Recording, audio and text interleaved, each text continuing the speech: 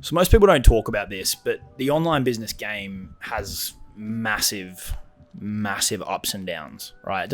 It's not attached to the money. There's weeks where I love this game and there's weeks where I hate this game. And I think it needs to be brought to light because I think most people feel this way. And yet because nobody really talks about it, they're left feeling like they're abnormal or it's something that, is unique to them, which can be a really isolating feeling. And I think that then in turn means that they don't talk about it or that they don't express it as much. But it's absolutely true. There's highs, there's lows, there's some really, really big lows. There's some weeks where I want to fucking push the red button on everything and just blow it up, right? That's the reality in any business. And if you folks have followed me for any length of time, if you're in my Facebook group, you've heard me talk about this because I just don't see the point in sugarcoating it, right? It definitely gets easier to deal with the lows when the money's coming in more frequently than dealing with the lows when there's no money coming in 100%. But it definitely doesn't eliminate it. And I think in some cases it amplifies it because you become more and more attached to the business as well. So this is something for me that I spend a lot of time thinking about and trying to really engineer the business and my time in a way that maximizes enjoyment, right? Like I get energy, which is a key word for our video today, from what I do, right? And that comes down to the activities that I spend my time doing, what I create, who I get to work with, right? And then really limiting the bad stuff, right? Limiting the shit that annoys me, limiting the shit that makes me want to push the red button. And it's a constant game of management. But a couple of days ago, at the time of filming this, 2 days ago, at the time of filming this, one of my mentors, who you've probably heard me talk a lot about on this channel because the dude's done a ton for me and you should go check out his stuff and give him lots of money, Travis Sago, he put up a post on his Facebook profile. And the guy has a really unique view of the world, and one little bit of wisdom can completely change your perspective with this guy. He's awesome. And he put up a post about this topic in particular, which was timely for me because it's been on my mind a lot lately. And it was all about energy. So what we're going to do is we're going to jump into the computer. I'm going to pull up his post, and then him and I had a bit of an interaction back and forth in the comments, right? Which I think you'll get something out of. And I just want to talk through it, give you my thoughts on it, and hopefully it helps you if you've been struggling with the roller coaster that is this online business game. And hopefully it makes you feel more comfortable to talk about it as well, because it's not all sunshine, rainbows, and lollipops. There is shit that is really frustrating. There is stuff that happens that is really hard to handle and deal with.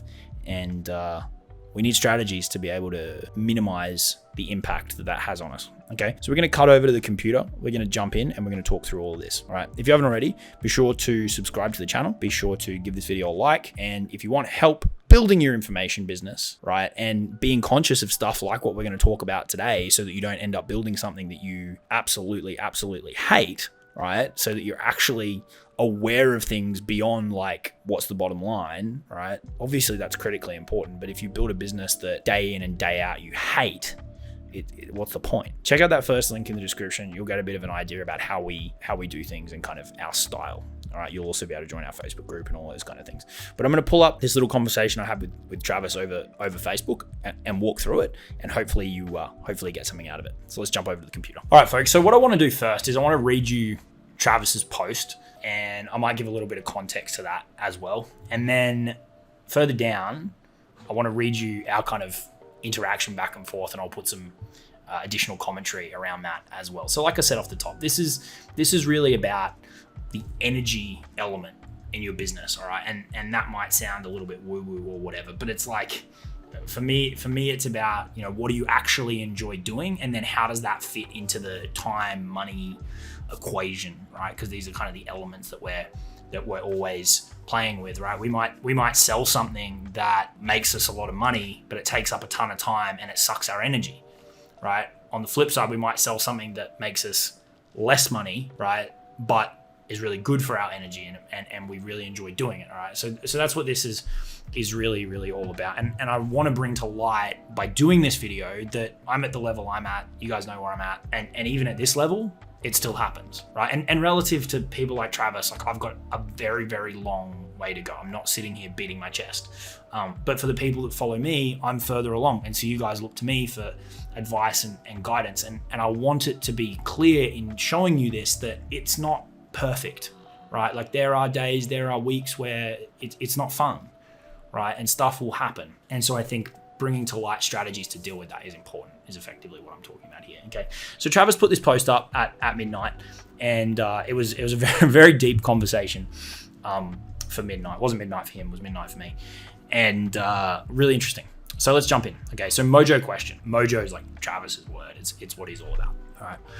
Where am I spending energy which is giving me a negative return on energy? Okay, so keeping in mind what we kind of spoke about before in terms of what energy, or kind of how I think about it anyway, you might mean something slightly different to you. Then, if I'm ruthless about eliminating negative and neutral return on energy, right? So anything that basically anything that doesn't give you energy, right? And you know what that feels like. It's hard to explain, but you know what it feels like. It's when you're working on something or you're working with somebody and you just have that excitement, like you don't want to get off a Zoom call or you don't want to stop working at the end of the day. It's because you're so immersed in it and it's so exciting for you. It's a nice big pop-up from John. Shout out to John if he sees this video. It's so exciting for you that you become so immersed in it. That to me is the positive return on energy. So what he's saying here is anything that's even like just neutral or negative is what we want to look at eliminating. And he's saying if he eliminates all that stuff, then by default, he gets a positive energy lift, right? So not even adding stuff that would otherwise produce a positive return, just by eliminating the negative stuff or the neutral stuff, you get a positive return on energy, okay? Even without thinking about it, how do I improve my energy? If energy is fuel, plugging the leaks in our fuel tank will be far more efficient than stopping every 3 miles at a gas station. Right? And if you think gas prices are expensive, our energy is priceless. Okay, so what Travis is saying here, which is a really, really cool analogy, and Travis is the king of analogies. His entire sales framework is built around it.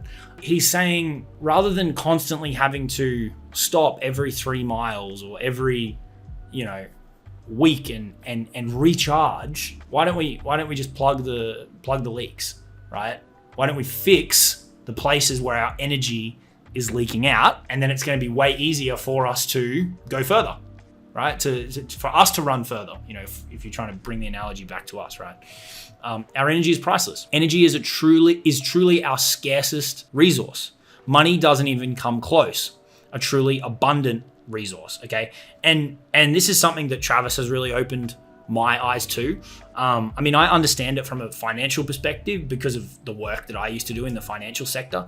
But Travis has more opened my eyes to it from an opportunity perspective, right? I think a lot of us feel like we have to bring everything to the table in order to make money. And one of the things Travis helps a lot of people with is, this is just going to end up sounding like a Travis testimonial video, which is totally okay because of how much he's done for me. He shows people how to kind of play chess and maneuver assets that are already out there to generate money rather than needing to build everything from scratch. So his view of abundance is really, really, really, really strong because the way he looks at the world, the way he teaches his clients to look at the world is there's just opportunity everywhere, which is why he can say, money doesn't even come close, right? Money is essentially infinite for the purposes of us as individuals. It's infinite versus energy, which is obviously super, super scarce and should be protected and should be, really, really monitored and managed along with our time, right? And those two things for me play, really, really closely in together. And so he's saying, I gladly sacrifice return on investment, the dollars, for return on energy. Okay, so he's saying there, just because something might be the biggest monetary return, that's not the only indicator to look at. The reason a business exists is to make money, right? The reason a company exists is to make money. End of story. Obviously helping people and stuff along the way, great. But a company exists to run profitably. A business, like a personal brand, that's so heavily contingent on you in terms of your ideas, your strategies, your content, has a couple of other elements that need to come into play. And that's what we're talking about here. And then he's saying Marilyn Monroe money, energy efficient income, is greater than Danny DeVito dollars, energy sucking income. I'm not au fait with I know who those people are, but I don't know where the names come from. But what he's saying is, he'll take income, even if it's less, that's really energy efficient for him, over more income if it really sucks his energy. Okay, so it's considering those time and energy factors in deciding what you're going to sell, right? And how you're going to sell it and how much you're going to charge and all of those kind of things. Okay, I see people who come into this high ticket space and they're like, I just got to keep charging more and more and more and more, which inevitably means giving more of yourself to a degree. There are strategies to get around that, but as a general rule, it means giving more and more of themselves, which ultimately means that they just go deeper and deeper into this negative return on energy position. If you plug your energy leaks, you solve most of life's other problems too. So for him, as you can see from this post, this is at the core of it, is figuring out what are those things that are really, really killing your mojo, as he would say it, and eliminating them as much as possible. Obviously, there's a practical component to this, and we can talk about that. But that's the post for context, okay? So with this topic having been on my mind, I read this and wanted to kind of dig into it a little bit, and I appreciate Travis kind of taking the time to respond. So I said, look, do you simply listen to your gut to identify negative energy? Because negative energy is kind of a vague word, right? Like, it can be hard to identify. Then you've obviously got to be self-aware enough to identify these things that are draining you. And so that was my question is okay, so if energy is the thing that we need to optimize for, how do we really identify these negative and neutral energy sources? Okay. And so this was his response. He said, Jacob, you start by looking at where your energy is going every day, right? So tracking what you're doing. Just like you track monetary expenses, you can track energy. I simply look at where I am spending energy, then it's pretty intuitive if it's a leak or a good long-term investment. This is gonna go off on a bit of a tangent, but we'll come back. Example, from my life, I quit trading stock options because even though I was good at it, and while there was a financial return, a monetary return,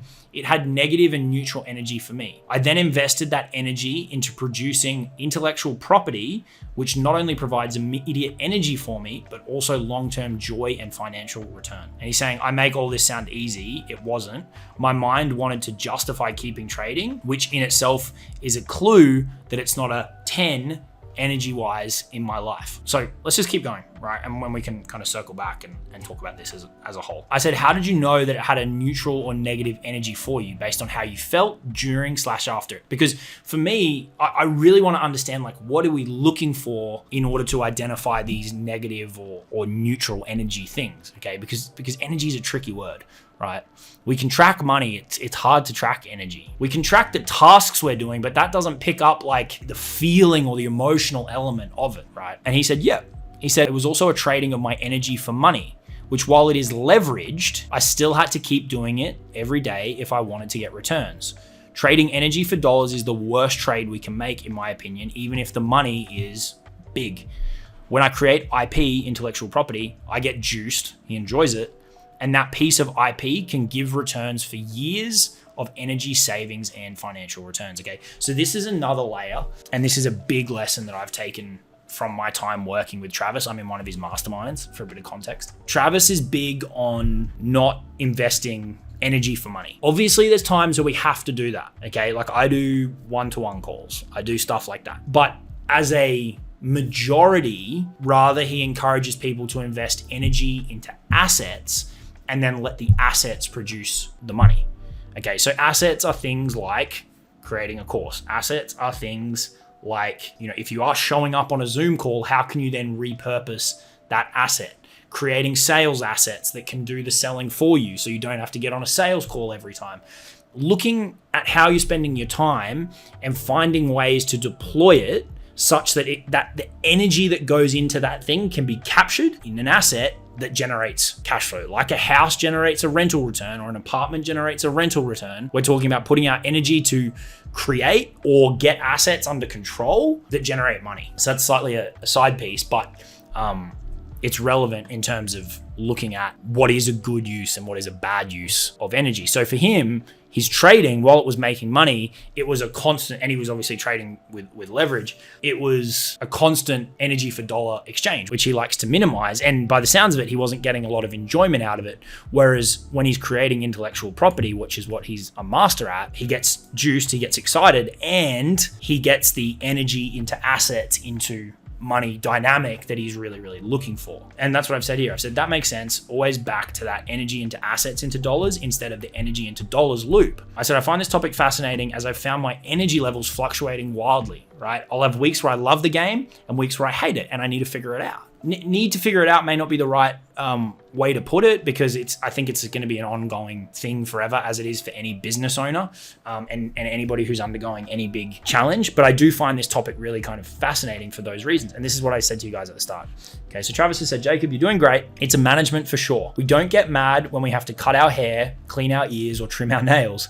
Energy management is the same. So he's saying it's just like everything else that we do to maintain ourselves, right? Maybe the hair one doesn't quite apply to me, but everything else does, right? He said, but we are miles ahead if we are optimizing our life for energy rather than for money or status. So this comes back to just simply being aware of it. And the fact that you're watching this with me and you've sat through this video thinking about this topic, that means you're at least aware of it, which is a really, really good start, because you can then start to eliminate the stuff that isn't having a positive impact, okay? And when we do that, we usually end up with all three, in my experience. So what he's saying there is, if you prioritize energy, these other things come as a byproduct, which is, one example of that is here, energy into assets, into dollars. And because what that means is you're optimizing for the use of that energy.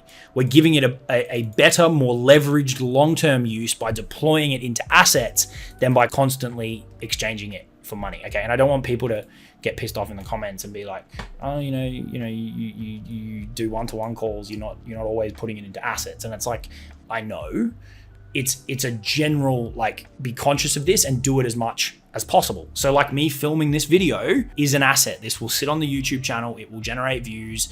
It will generate leads, and it may generate clients as well, right? Okay, so this is an asset. He then added a bit more context here and he said, also, Jacob, I find breaking the process apart and seeing where we may be mixing two or more things provides a North Star for me to follow, right? A point to work towards, like mentoring. So Travis also runs an agency, but mentoring is a part of his business. He mentors me in the mastermind. And so what he's saying here is you can't just put a blanket over everything and say that thing is bad or that thing is good, right? So he's saying here, mentoring some people for him is a huge energy return. Mentoring other people is a negative energy return. So he's saying if you need to dig deeper into certain things. Like for me with YouTube, I really enjoy creating these videos. I enjoy coming up with different things to talk about and sharing this stuff with you, but I've never enjoyed the editing or the thumbnails or the SEO, right? So I have people that help me with that. But if I just said, oh, YouTube is a net negative, that wouldn't be true. I really enjoy the side of it where we get to talk about stuff like this, and hopefully you enjoy it as well, but I just don't enjoy the other stuff. So I can eliminate that, right? That's just another example. And I'm the same on the people that I work with. Some people give me a huge energy return, and then there's other people that I just don't jive with, and it results in a negative energy return. And we want to discontinue those relationships as quickly as possible. So he's saying if I just bundled that all into mentoring and thought of it as an energy suck, I'd miss out on some of my greatest joys and returns. Okay, hopefully that makes sense. The key for me is not to stop mentoring, but to be clear on who is the jelly to my peanut butter and who is mustard, right? He's saying there's not anything wrong with those other people, but they're just not a fit for me, okay? The word going through all this that keeps coming back to me is self-awareness, or words, whatever. You have to be aware enough about what you're feeling, what you're doing, so that you can actually be conscious of it and then correct it, okay? And so I said, I love it. Your advice would be to really monitor your tasks, actions, interactions, etc. are creating a net negative energy each hour, day, week, month, and cull those activities, or at least eliminate our exposure to them with layers in the business. And in your experience, so I'm just trying to kind of consolidate my thoughts here with Travis. And in your experience, the uplift in energy will typically result in more of what we're pursuing anyway, money, etc., assuming we reallocate the energy resources to appropriate alternative avenues on the right track, right? And he said, you've got it. He's saying theory of constraints apply. I try to eliminate the biggest energy sucks first. Okay, so he's saying, theory of constraints, I don't know the definition of it, but what he's saying here is if, for example, if you've got a bunch of different energy sucks, find the biggest one, right? Like if you think about your business And if I was like, what's the thing that you absolutely hate doing the most, or what's the part of your week that you dread, there's probably a fair indicator in that, right? So he's saying start there. He says you can't live with a 10 energy life with even 1, 2 on your list in my experience. No sense in adding 10s if I refuse to stop my meth habit. So he's saying you've got to eliminate all of the negative ones as a priority, and then you can focus on adding positive energy things, because you're kind of your lowest common denominator. You might have a lot of really positive things, but you're still going to be in that not so great state every time you have to kind of drop back down to do that thing that might be a negative energy return for you. Okay, so that's a little bit of a back and forth there. And then I just said, I'll keep this front of mind. And this is something that's really cranking over for me right now, which was why I wanted to share it. So there's kind of 2 layers that I think is worth thinking about here. You've got obviously the concept overall, which I think is awesome, and fundamentally is just about paying attention to the activities that you do in your business, what gets you excited, what gives you a boost, and what do you really, really love versus what do you hate, what really triggers you, what frustrates you, what brings you down and puts you in a bad mental state, okay? We want to eliminate that stuff as much as possible, okay? Now, for some folks who are earlier on, you may not have the financial means to outsource, right? So what you then need to think about is there a different way that I can do this so that I'm not constantly being dragged down by this thing? Do I need to restructure the business? Do I need to change strategies? Do I need to go down a different path altogether? Okay, that's not necessarily changing the goal. It's just changing about the way that you get there. For the folks who are a bit further along, looking for opportunities to outsource. Or for the folks that are further along, you can still go down that same exercise of how can we potentially eliminate this altogether? If you just want to remove any trace of that kind of shit from your business, right? Like if you hate doing one-to-one work, eliminating one-to-one work, or restructuring it in a way, right? Like my one-to-ones don't have constant messenger access to me because I don't want to do that. So thinking about how can I get the positive energy from this thing? Like I love my one-to-one clients, but I don't want to have a constant back and forth, right? And be kind of on demand. So how can you structure things in a way that you get the energy benefit from it without the energy drain? So there's those 2 layers. There's the overall, like how you think about it, and then there's the more practical elements. And I think you either look for ways to completely eliminate it, which in some cases, I think we do stuff that we feel we need to do because we've been told to do it, or we don't know of any other way. This is where kind of innovating and coming up with different solutions for your business is quite powerful. Changing strategy or adding layers, outsourcing, getting other people to do things for you that you don't want to do, and giving up the monetary return, right, through an expense to protect your energy, which you can then redeploy elsewhere and get a positive return, or you'll probably get a positive return just by eliminating the negative thing. So hopefully there was something in there for you. I know it's quite deep and it's quite a dense topic, but think about it in your business, think about it in your life. And I think there will be some takeaways if you maybe rewatch this and really mull on it. But above all else, I just wanted to put it on the table. Guys, if you are struggling with lows in the business, it's completely normal. We all go through it. And this is a way to think about it in terms of eliminating it. So hopefully that was helpful. Hopefully that brought some things to light for you. Have a think about it and see where it all shakes out. I think it's a really, really interesting topic. I appreciate you sitting through this one. It was a long one. Hope you took something out of it. Subscribe to the channel, like the video, all that kind of good stuff. And I'll talk to you all soon. Cheers.